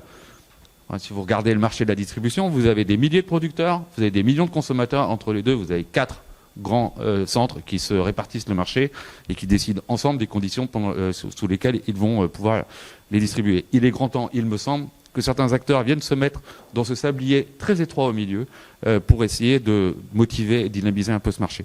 Une fois que j'ai dit ça, Moi, le texte qui a été porté, il dit une chose assez simple, c'est que toutes les mentions obligatoires qui figurent sur l'emballage d'un produit, eh bien, il doit apparaître de manière claire et explicite sur un site internet. Dit autrement, vous ne pouvez pas juste me prendre la photo avec un JPEG pourri de l'étiquette et on dira, bah, écoutez, j'ai satisfait aux obligations d'information. Non, moi, mon texte, il dit, vous mettez les informations de manière claire et explicite et en format ouvert. Ce qui permet à ceux qui voudront exploiter ces informations pour en faire des applications de meilleure information aux consommateurs de pouvoir le faire. Et je crois que c'est par l'intermédiaire de ces leviers, vous disiez tout à l'heure, finalement, les citoyens, les activités citoyennes, je crois à ces vertus-là, à la capacité de driver le marché par des interventions citoyennes, à condition qu'on délivre de l'information qui soit de qualité et qui puisse finalement orienter les choses. Une fois qu'on a dit ça, vos sujets, c'est des sujets qui sont totalement clés sur la façon dont le sujet de la data dans le champ de l'agriculture est un sujet qui est totalement clé, totalement ignoré de bon nombre de producteurs pour qui la préoccupation n'est pas celle-là. Et si on ne fait pas gaffe dans les outils de régulation, demain, il y a des gens qui vont devenir dépendants d'un certain nombre de grands acteurs industriels, comme ils l'ont été par le passé avec des outils, avec des machines-outils, où ils sont devenus dépendants à la fois d'un système financier qui le finançait et en même temps de ceux qui avaient la technologie, les salles de traite et j'en passe et des meilleurs. Donc on a un vrai enjeu pour faire en sorte qu'autour de la donnée, les producteurs retrouvent à la fois du sens à la production qu'ils ont et en même temps qu'ils soient un peu maîtres de leur destin et pas dépendants de trucs totalement propriétaires duquel ils ne comprendront jamais rien et pour lesquels ils seront obligés de souscrire des offres sans cesse, etc. Donc bravo pour vos pitchs. Après, moi j'aime bien le fromage, donc je sais pas où était le fromage. Moi, j'ai épousé une franc-comtoise. J'ai épousé ma prof. Ça fait penser à d'autres. Hein. Mais je sais pas si on arrivera à lui faire manger autre chose qu'un vrai Mont d'Or. Mais en tout cas, un produit tel qu'il est produit aujourd'hui. Mais en tout cas, welcome, quoi. Voilà. Je sais pas si j'ai répondu à vos questions, mais on prendra le temps après. Hein. Moi, je précise qu'à la fin, de toute façon, il y aura un cocktail. Donc, pour prolonger les discussions, si vous le souhaitez. C'est pas filmé là. Je peux... Non, mais le cas Yuka est un bon sujet de l'importance de la donnée structurée par une application pour avoir un modèle économique et un cas citoyen, et aussi de légiférer sur ces sujets. Là, Yuka est à deux doigts ou était à deux doigts de fermer la porte parce qu'il y a des procès auprès de gros industriels auxquels ils peuvent pas faire face et ils sont en mode. Et donc même pour la survie du modèle, le flou un peu artistique n'est pas tenable. Et je pense que vous avez raison de pousser sur ces sujets-là. Bon, la question du mail, c'est marrant parce que j'étais sûr de me faire avoir. Quand je me suis renseigné un peu sur Finres, une fille a regardé et dit « Ah ouais, le fondateur t'a contacté par mail. » Je dis ça gentiment, ça veut dire que j'ai pas répondu. Je suis allé sur mes mails, là je me dis « Je vais me faire allumer, il faut que je réponde ou je fasse ce truc. » Et je vois ton mail, je voyais juste la signature avec le nom. Je dis « Ah bon, c'est bon, s'il y a que ça dans le mail. » Et en fait, il m'a contacté sur LinkedIn, à laquelle j'ai pas répondu. Donc c'est... c'est pire. Non, mais LinkedIn, méfie-toi de LinkedIn, c'est la donnée qui est NSA. Moi, je réponds jamais sur LinkedIn parce que je sais pas où va la donnée. Ni sur Gmail, ni sur rien d'ailleurs. Parce que... donc ça, c'est la première question. Allez, va. Une lettre, voilà. Non, je plaisante. Non, mais sur la deuxième question qui était qu'est-ce qu'on peut faire? Alors nous, je pense que c'est vrai qu'on a, et ça c'est pas en Côte d'Armor qu'on dit le contraire, on a une avance dans l'agroalimentaire, un actif qui est incommensurable en France, des compétences, des Danone, des grands groupes, des Lactalis, ça serait dommage de rater la prochaine marche qui est la révolution R&D végétale, technique de ces nouveaux modes de consommation. Je pense qu'il y a beaucoup de sujets de filière. Moi je crois beaucoup aux vertus à ce qu'a fait la BPI. Je pense que, et je pousse souvent pour ça, la BPI qui est très douée pour financer des startups ou des boîtes un peu plus mûres, pourrait aussi se pencher au sujet de l'amorçage technique par filière, et parce que nous, investisseurs, on a un temps très court qui nous est imposé par des assureurs qui veulent qu'on ait investi et qu'on soit sorti en 10 ans. En 10 ans, on n'a pas le temps de prendre le risque de créer une société, d'accompagner des très jeunes sociétés, parce que le temps c'est comme un fromage, ça prend un peu plus de temps, même une start-up. Souvent, une bonne start-up, ça met du temps à se construire avant que la valeur soit vraiment externalisée. Donc je pense que la BPI pourrait avoir une approche très professionnelle, concentrer ses investissements sur quelques sujets vraiment de rupture à très fort potentiel, apporter des compétences comme ils savent le faire, des administrateurs indépendants, mais on a besoin, du temps long, d'être très sélectif et pas s'éparpiller partout pour faire plaisir à tout le monde, et 3, de mettre des compétences, et 4, je pense que le sujet, c'est vraiment créer des écosystèmes entre les labos. Nous, on voit très souvent, de plus en plus souvent, des sociétés, des jeunes startups qui travaillent avec les labos d'AgroParisTech, je suis pas allé à l'AgroParisTech, mais je sens qu'ils ont eu l'intelligence de s'ouvrir à d'autres universités, à des startups qui viennent pas de chez eux, à s'ouvrir sur le monde et à collaborer. Je pense que les logiques d'écosystème, de collaboration et que la BPI peut avoir un petit rôle sont assez clés pour être positionner la France sur ces sujets-là qui sont majeurs.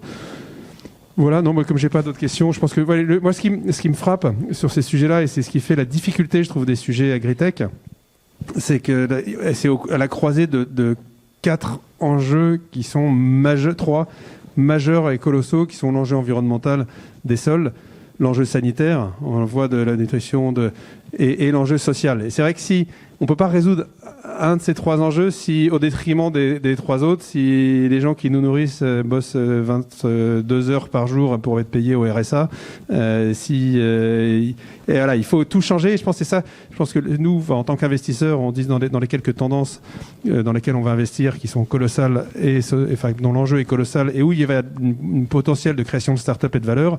Il y a évidemment les nouveaux données, les services sur des données publiques ou d'intérêt général. Et il y a évidemment l'agritech, mais l'agritech, c'est toujours compliqué d'avoir des sociétés qui adressent ces 3 sujets. Et je pense que ça va venir massivement une fois que tout se mettra en place. Mais c'est la difficulté et le gros enjeu des sujets agritech, quoi. Et la beauté du modèle. Ouais, je vais rajouter un truc. Ce qui est sûr, c'est qu'on doit accompagner les agriculteurs dans les transitions. Moi, je rase pas les murs, hein, je prends des décisions, parfois, j'ai eu du mal à les prendre. Hein. Réintroduction des néonicotinoïdes sur la betterave sucrière. Je fais partie des parlementaires qui ont voté pour. Vous pouvez me sortir par la petite porte là-bas au bout. Et j'étais pas fier. Mais quand vous passez du temps avec des gens qui vous expliquent que si jamais vous le faites pas, c'est toute la filière qui s'effondre. Moi, je veux bien qu'on n'y croit pas et qu'on se dise, ok, fine. Laissons passer le truc et tous les ans, les pucerons vont ravager le machin et puis voilà. Et puis c'est pas grave si on perd notre exploitation sucrière, on ira l'acheter ailleurs. Je sais pas ce qu'on a à gagner dans l'histoire. Quand vous êtes parlementaire, vous devez traiter de la blockchain, de l'IA, du machin, et puis en même temps, des fois, des sujets que vous maîtrisez pas. Hein, voilà. Je pense qu'en vrai, je pense qu'on est capable de trouver un consensus dans notre pays sur le rythme avec lequel on fait ces transitions.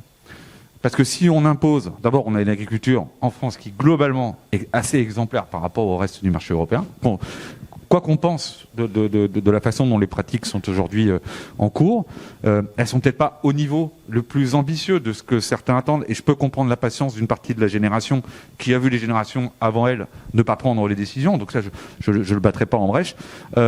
Mais si on veut arriver au bout avec des gens qui sont capables de produire et de fournir, la conclusion, c'était effectivement d'avoir dans nos assiettes, d'avoir notre souveraineté alimentaire. C'est un sujet qui peut réconcilier les sujets de souveraineté technologique et alimentaire.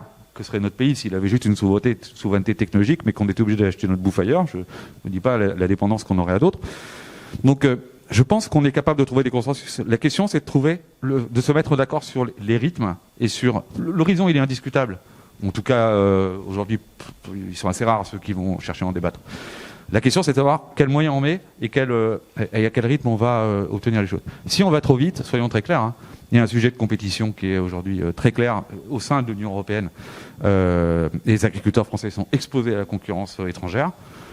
Et là, vous pourrez me dire que le consommateur, il est exemplaire, mais quand il ira acheter un produit qui aura été transformé par des Italiens, par des Néerlandais ou par d'autres, avec des niveaux d'exigence en termes d'ingrédients qui ne sont pas ceux qu'on fixe à nos Français, il ira chercher le produit qui est disponible, parce que ça, c'est l'évidence. De la même manière que chez moi, j'ai des œufs bio, des œufs en cage et machin, etc., qui a un ratio entre 4 et 5, un œuf cage, c'est 3 fois moins cher qu'un œuf bio. Moi, j'ai des gens qui font les 3. Et ils vendent les 3 dans les mêmes magasins. Et je leur pose la question, mais pourquoi vous ne vendez pas plus ? Parce qu'il y a une partie de la population qui achète des œufs à 6 centimes. Parce qu'il y a des gens qui ne sont pas suffisamment fortunés. Pardon, mais Paimpol, c'est magnifique, hein, mais c'est pas à Rungis où les gens vont acheter du bœuf de Kobe qui aura écouté de la musique classique. Hein. Nous, c'est Lidl, Carrefour, et puis il reste encore 1 ou 2 bouchers. Hein. Je ne veux pas ne pas inciter à venir. Il y a des choses très agréables à faire en Bretagne, mais c'est pas du tout la même organisation du marché alimentaire que celle qu'on connaît à Paris ou en région parisienne. Et du coup, il y a une concurrence qui s'opère là-dessus. Ouais, pardon, je suis parti pour faire un meeting sur l'alimentaire. Je m'aperçois que je suis trop long, mais on reparlera volontiers de tout ça parce que c'est très intéressant avec vous. Puis si vous voulez faire du vin, il y a un fou furieux du côté du Lot qui s'appelle Fabien Jouve qui fait de la biodynamique à plusieurs foudres allez voir ce que fait You Fuck My Wine ou Tu vins plus aux soirées.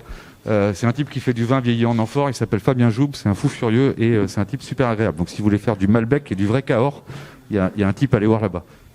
Merci beaucoup. Pas la promo de la Bretagne. On tâchera de faire une conclusion un petit peu plus courte tout à l'heure, mais même si ça reste très intéressant par ailleurs. On va passer à la prochaine start-up. Clément, Unico, hop, je te laisse prendre le micro et... Oula, pardon. Bon, bah, j'ai cassé la scène. Je te laisse donc 5 minutes. C'est bon, c'est réparé. Génial. Pile quand je passe, c'est un signe. Bonjour à tous, je suis Clément Marty, cofondateur et CEO de la startup Unico. Unico, c'est un projet qui est né il y a un petit peu plus de 3 ans sur les bancs de l'école d'ingénieurs. On est 3 associés à l'origine du projet et qui s'est matérialisé en création d'entreprise il y a un peu plus d'1 an maintenant. Hébergé au sein du LLL, accompagné par Techné, et qui aujourd'hui compte une dizaine de collaborateurs. Et on a pour ambition tous ensemble de faciliter et d'optimiser la collecte des déchets. Globalement, on s'adresse aux collecteurs de déchets, qui soient publics à hauteur de 50%, privés 50%, en proposant une solution clé en main qui se matérialise sous la forme de 3 outils. On a une application web qui s'appelle Unitech, qui est à destination du gestionnaire de collecte, où on peut imaginer une boîte à outils où on va retrouver toutes les petits outils pour mieux gérer son activité. Ça va de la facturation à l'optimisation de trajet, de la planification des équipes, jusqu'à de la gestion de contenants par exemple. On fait le lien avec les chauffeurs sur le terrain parce qu'il faut bien avoir une dimension opérationnelle avec une application embarquée, une INAV, qui est en fait une petite tablette qu'on met à disposition, qui fait des choses classiques d'aide à la navigation, de géolocalisation, mais aussi qui permet une grosse interactivité au niveau des points de collecte. Comme sur Waze, on va recenser des radars ou la police. Nous, dans notre cas, c'est des dépôts sauvages, des bacs qui sont cassés ou qui sont mal triés, et ça nous permet de proposer une caractérisation du territoire en fonction des performances de tri, des taux de présentation et in fine. Bon, globalement, les déchets, gros enjeux, gros sujet. Un marché qui pèse pour 330 milliards en Europe en 2020, 20 milliards en France. Plus de la moitié sont liés aux dépenses de pré-collecte et de collecte, à la différence du transport, de la sensibilisation ou du traitement, par exemple. Et c'est un marché qui est en plein essor. Globalement, on a un marché qui a fait x2 depuis quelques années, qui est en train de quadrupler dans les 10 années à venir. Ça s'explique assez facilement parce qu'on est sur un secteur qui est plus complexe techniquement, avec des objectifs de tri, de revalorisation toujours plus ambitieux, de la traçabilité, on parlait de données, on va y revenir, qui sont toujours plus importants, qui coûtent également de plus en plus cher. L'explosion des coûts d'enfouissement, d'incinération, et qui du coup se répercute sur le contribuable final, et qui est plus exigeant. Donc la LLTECV, la loi AGEC plus récemment, la loi climat, qui viennent forcer ces acteurs, qu'ils soient publics ou privés, à amorcer de grandes mutations au niveau de leurs services. Concrètement, nous, à travers nos visites auprès des collectivités territoriales et nos partenaires, on s'est rendu compte que, sans être trop caricatural, les solutions apportées elles sont relativement obsolètes. On a des tableaux Excel pour la logistique, on a du bouche à oreille pour les opérations. Le reporting il est fait via un petit papier qui sera perdu à la fin de la tournée, ou au mieux dans un petit classeur et qui sera jamais rouvert. Et puis pour la relation usagée, on a les appels au standard qui sont fastidieux et relativement longs pour tout le monde. Nous, on se démarque avec une gamme de solutions que j'ai présentée tout à l'heure, qui se veut ergonomique, plus moderne et surtout simple d'utilisation pour permettre de gagner en transparence, en cohérence et en capacité d'innovation derrière. Alors, vous l'avez vu, globalement, nous, on est vraiment centré sur la partie pré-collecte et collecte des déchets. Demain, l'idée, c'est d'aller proposer une analyse du déchet tout au long de son cycle de vie, en s'intéressant à ce qui se passe en amont avec la production, et en aval, une fois qu'on est rentré dans les centres de tri et dans les centres de revalorisation. Et pour après-demain, éventuellement se positionner sur des territoires en Europe, en Amérique, en Afrique, où ils ont des sujets sensiblement les mêmes. Les déchets, c'est pas un sujet franco-français. Et sur des secteurs d'activité connexes, éventuellement le transport à domicile, le secteur logistique au niveau des territoires durables, pour proposer une optimisation des flux logistiques sur l'ensemble de la chaîne de valeur. Et pour finir sur une petite aparté sur notre développement actuel, globalement, on a eu la chance en 2021, pour notre première année d'exercice, de sortir 2 solutions opérationnelles qui sont mises sur le marché, avec une belle traction client, nos 15 premiers clients qui nous ont fait confiance.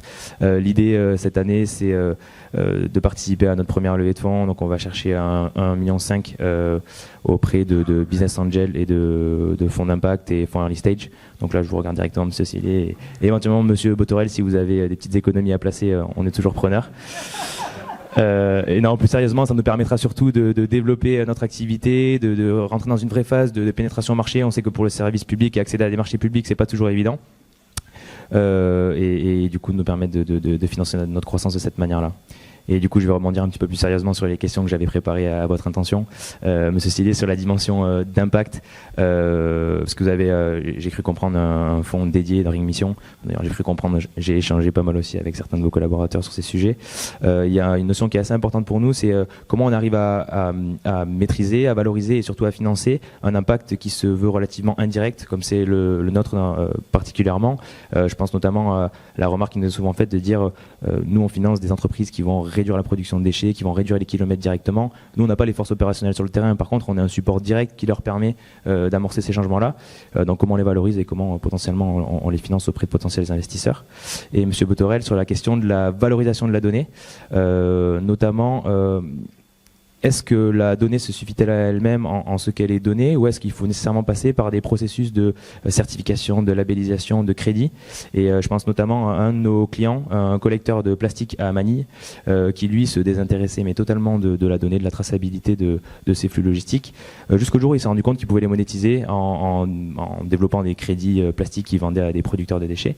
Et dans ce cas-là, il en a eu besoin. Donc voilà, est-ce que la donnée suffit à elle-même, ou est-ce qu'il faut passer par ces processus-là pour qu'elle existe? Je vous remercie. Merci beaucoup.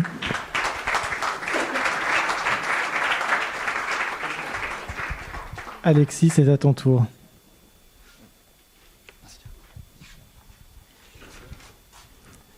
Bonjour.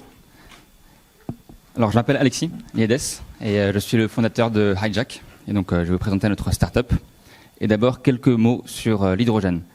Donc, l'hydrogène vert, bas carbone notamment, il y a un certain engouement autour de ça. Depuis 2015 notamment, ça augmente de manière exponentielle. D'abord parce que on a accepté le fait que l'hydrogène bas carbone avait les moyens de décarboner une industrie lourde et une mobilité lourde compliquée à décarboner. Et aussi parce qu'il y a des investissements colossaux dans beaucoup de pays européens, notamment en France, sur cette filière-là. Et quand on a un engouement pareil, naturellement, on a un écosystème qui se crée. Beaucoup de nouvelles entreprises, des startups, des PME, également des grosses entreprises déjà existantes qui vont se réorienter, en tout cas développer un business dans l'hydrogène vert. Donc des entreprises qui viennent des énergies renouvelables ou aussi beaucoup d'ailleurs du oil and gas. Et pour eux, le process général reste le même. C'est-à-dire que quand on veut lancer un projet, on fait un montage de projet avec une phase de préfaisabilité, on fait des calculs techniques, économiques, des dimensionnements, puis on va trouver des partenaires, on va faire des calculs plus poussés, puis on va trouver des fournisseurs.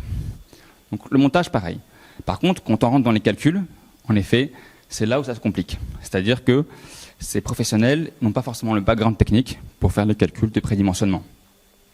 Typiquement, dans mon ancien métier, moi j'étais ingénieur de recherche chez Engie, et 70% de mon temps consistait à faire les calculs pour des responsables de projet, dont c'était le métier a priori de faire les calculs, mais qui n'avaient pas les bases.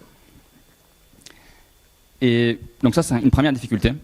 Deuxième difficulté, c'est également de trouver les fournisseurs pour ces entreprises, puisque les équipementiers sont souvent de nouvelles entreprises pour l'hydrogène. C'est un écosystème qui est très dispersé et très spécialisé. Donc assez compliqué à maîtriser. Et donc c'est ces difficultés-là qui ont poussé à construire Hijack. Hijack, c'est donc une plateforme qui est développée par 8 membres aujourd'hui. La moitié de l'équipe, c'est des passionnés d'hydrogène avec un background technique.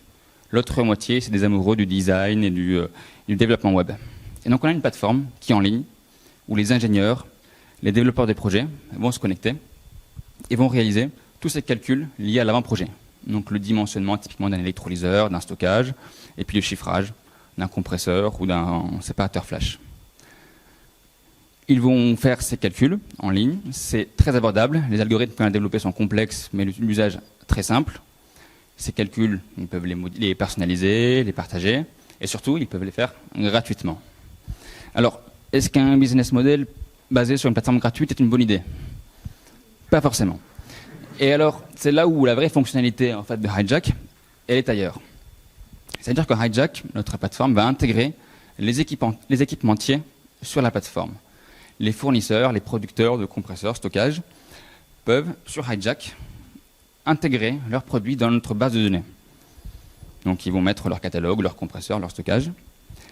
Et à partir de là, nos utilisateurs, nos ingénieurs qui utilisent, Hijack autour du monde, une fois qu'ils ont fait leur dimensionnement sur Hijack, eh bien, le dimensionnement fini, notre algorithme va regarder dans notre base de données, est-ce qu'il existe des équipements sur le marché?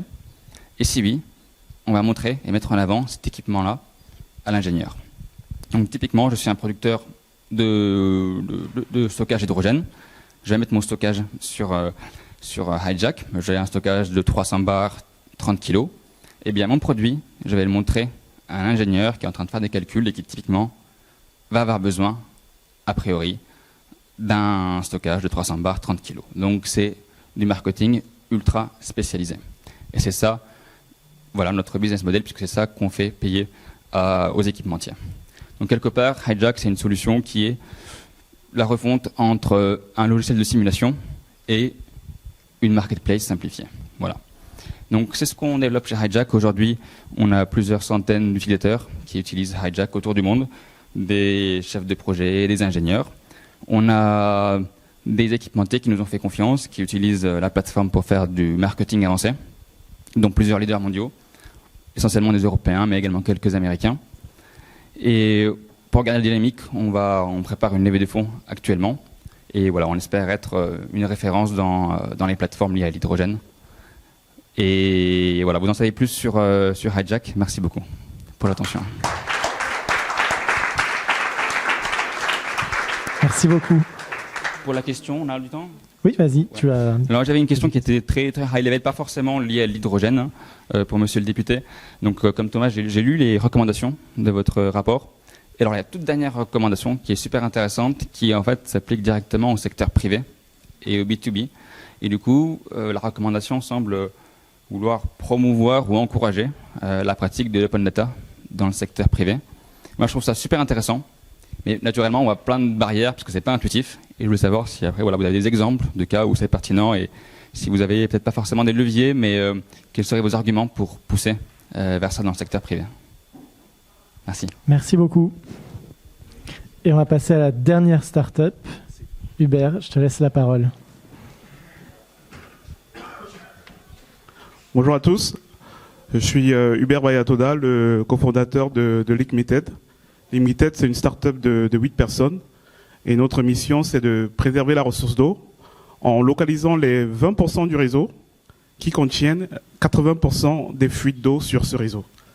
On le fait en utilisant l'intelligence artificielle et l'imagerie satellite. Il faut savoir qu'il y a plus d'un tiers de l'eau qui est perdue à travers les canalisations de distribution d'eau. Et on ne parle pas de pays émergents. Je parle des villes qui sont à 1 heure de Paris. Je parle également des côtes d'Armor. Je parle de la plupart des villes que nous connaissons en France perdent plus de 25% de l'eau dans les réseaux de distribution à cause des canalisations qui sont vieillissantes. Mais aujourd'hui, j'ai pas envie de parler d'impact. J'ai pas envie de parler de la perte de cette ressource fondamentale, des épreuves de pénurie d'eau alors qu'on perd 25%. J'ai pas envie de parler des dégâts collatéraux du fait des destructions de routes.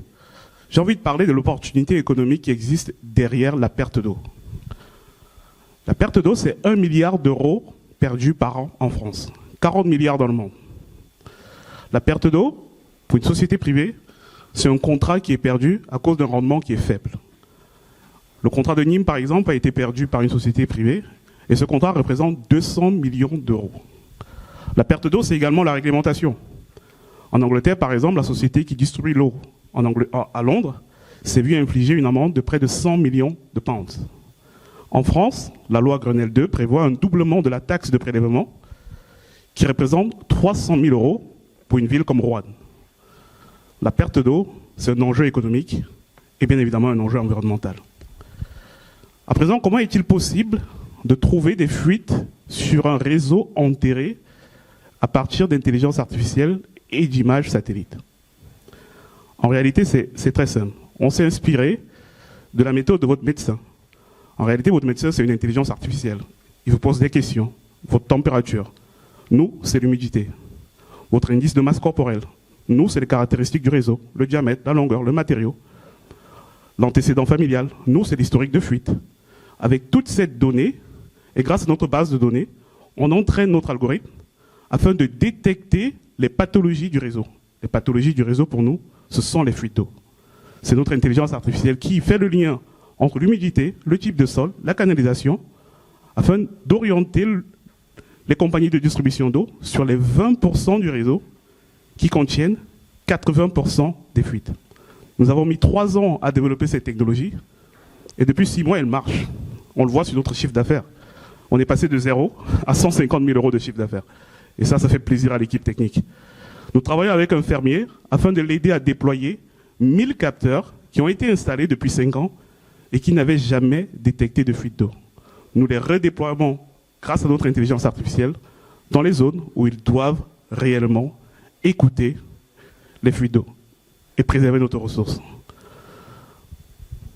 À présent, nous sommes dans notre levée de fonds pour accélérer notre développement parce que la problématique de l'eau, elle est mondiale. 25% de pertes, ça fait figure de bon élève. Il y a des pays où il y a 50% de l'eau qui est perdue. Donc nous sommes actuellement en train de préparer notre levée de fonds afin d'accélérer le développement commercial de notre activité. Donc je vous invite à aller sur notre site web. Non, sérieusement, je vous invite à tous les investisseurs qui seraient présents à nous rejoindre dans cette lutte qui est de préserver la ressource la plus importante qui existe sur Terre, l'eau. Merci.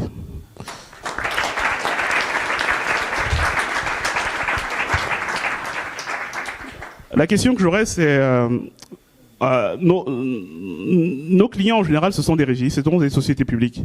Et elles sont très soucieuses de l'utilisation de leur budget. Et il y a une sorte de peur de prendre des risques, malgré la loi Villani qui leur permet de mener des contrats innovants. Et il y a une sorte de préoccupation de ne pas perdre de l'argent. Et donc la question, c'est de savoir comment est-ce qu'on pourrait inciter les régies, les sociétés publiques à prendre un peu plus de risques avec les startups pour tester de nouvelles technologies afin qu'elles puissent franchir un pas, parce que c'est vraiment celles-là qui parfois manquent de moyens technologiques pour franchir un cap dans leur développement. Donc voilà. Merci beaucoup. Alors, tu étais le dernier à passer, tu peux le poser sur la table. Je vais donc inviter Nicolas et Eric à répondre peut-être aux questions. Alors là, je vais vous rendre les micros. Pour conclure cette session de pitch. Hop.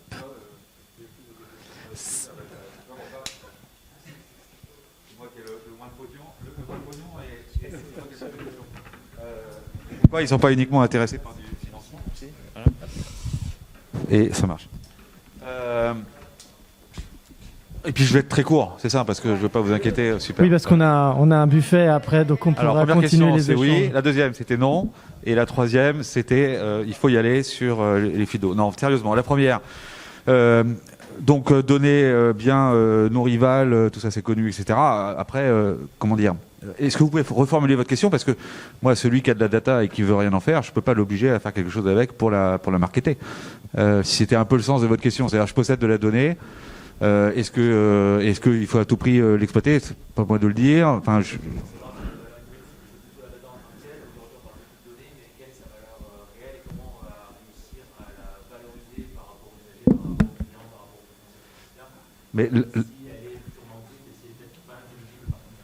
mais la donnée, c'est comme une idée, elle vaut que dalle si on l'exploite pas en fait. Enfin, ça, c'est mon point de vue. Après, elle a une durée de vie, ça dépend de la fraîcheur, sauf si on veut faire que de la statistique. Enfin, si on veut faire quelque chose ou si on veut faire d'exploitation sur des datasets pour faire tourner de l'algorithme, ou si on veut être plus dynamique encore sur du pilotage d'activité, mais évidemment qu'il faut l'entretenir.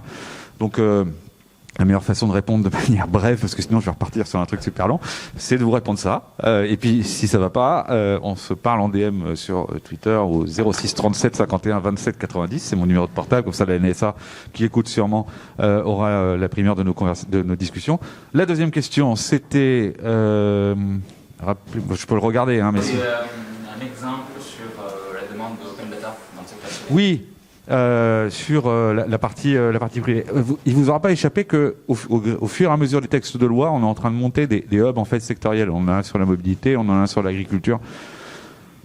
Moi, ma préoccupation, c'est qu'à un moment donné, on perd pas de vue que, pour les raisons que j'ai évoquées en introduction, c'est que ces hubs, il va falloir qu'ils discutent ensemble. Enfin, il y aurait rien de pire, et c'était les travaux de Cédric Villani sur l'IA, péter les silos, péter les verticalités. Donc il faut bien évidemment organiser les outils qui permettent d'héberger de la donnée alors issus du public ou issus du privé, mais à partir du moment où on peut mettre des choses en commun pour une exploitation ou pour soutenir l'innovation, il faudra que tout ça soit pensé avec l'idée que derrière ça puisse communiquer. C'est ma préoccupation du moment, que ce soit sur la santé, que ce soit sur l'agri, que ce soit sur la mobilité.